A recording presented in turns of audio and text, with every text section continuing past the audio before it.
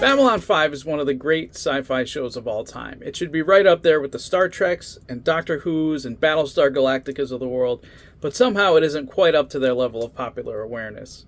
The show's fantastic and deserves a look if you haven't seen it, and maybe another rewatch if you have. But this particular series is about books, and the Babylon 5 book range is, as far as I can tell, say the line, Bart! a mixed bag. Yay! Early on, the book seemed to have some quality issues based on the reviews I've seen, and it wasn't until the book we're looking at today that they seem to have gotten the hang of things. It seems like the better books are the ones that flesh out areas of the show that the show didn't have time to get into. Last season, I read To Dream in the City of Sorrows by Katherine Drennan, which explores Jeffrey Sinclair's time as Ranger 1 on Minbar, and Marcus Cole's path to joining the An Lashak. And it was tremendous, so I figured I'd try another Babylon 5 book that covers an interesting time period the show didn't have a chance to cover in depth, the ill-fated archaeological expedition that Anna Sheridan and Mr. Morden went on for IPX that found the reawakened shadows. If you haven't watched Babylon 5, the spoilers here will be minimal and of little consequence to your overall enjoyment of the show. If you have watched Babylon 5, this isn't quite as essential a read as To Dream in the City of Sorrows, but it's still pretty good. So the story follows archaeologist Anna Sheridan as she's returned from an IPX expedition to Theta Omega 2 with a strange biomechanical artifact she calls a mouse. Her boss, Dr. Chang, authorizes an off-the-record experiment that ends up not just going a bit haywire, but also gets the Psi Corps involved and leads to a hastily organized expedition to a planet way out in the rim called Alpha Omega 3, with a large contingent of nearly 150 technicians and experts, including one Earth Force archaeolinguist named Mr. Morden.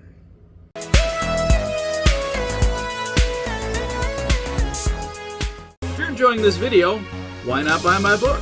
Flight of the Pangolin is the story of an intrepid group of heroes who decide to exit the solar system over the objections of an isolationist faction. There's actually a lot more going on than that. There's space pirates, a giant spider for no reason, all kinds of other things. Buy it now online wherever you buy books or at our website, www.thepengulinrepublic.com. You can also get fun t-shirts and random other stuff if you want.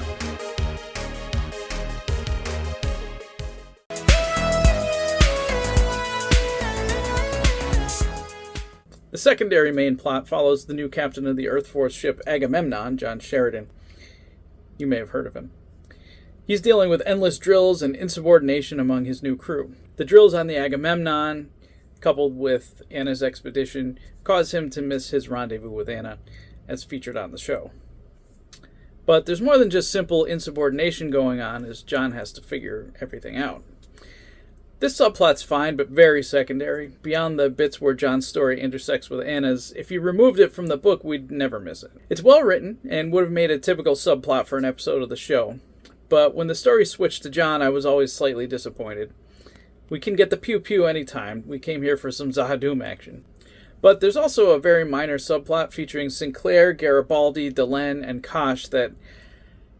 I don't want to say it adds nothing, because that's not true, but it seems more like someone in corporate said, hey, this is a Babylon 5 book, you should figure out a way for Babylon 5 and more of the regular Babylon 5 characters to actually appear in your Babylon 5 book.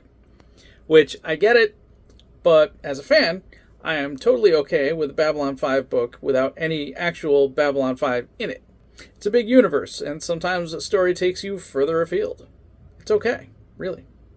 Relatedly, neither Londo nor Jakar appear in this book, so if that's a consideration for you, you've been warned. Also, if you were wondering, Justin does not appear either. Gene Cavellis does a great job overall. The characters we know sound like themselves. The new characters are sketched out well enough that they don't feel like cardboard cutouts.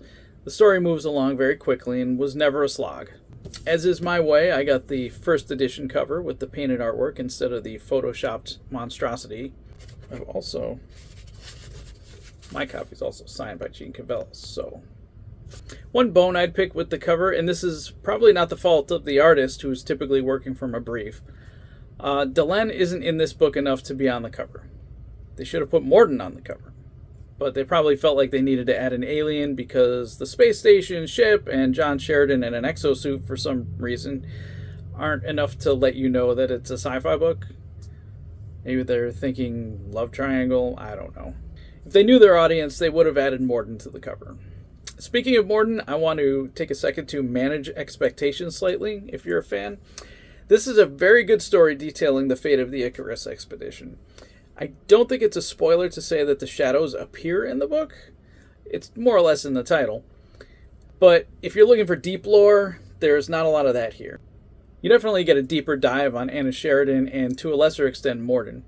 But there aren't any huge revelations here, just more detail into the harrowing tale of a doomed archaeological expedition. So those are my thoughts on The Shadow Within, the 7th Babylon 5 book. I'm definitely going to read more of these. I have book 1 of 2 different trilogies. I'm looking for books 2 and 3. So hopefully I'll have those in the future. But probably not anytime soon. I think this is the only Babylon 5 book for this season. That's all I have for this one. We'll see you in the next one, folks. Bye!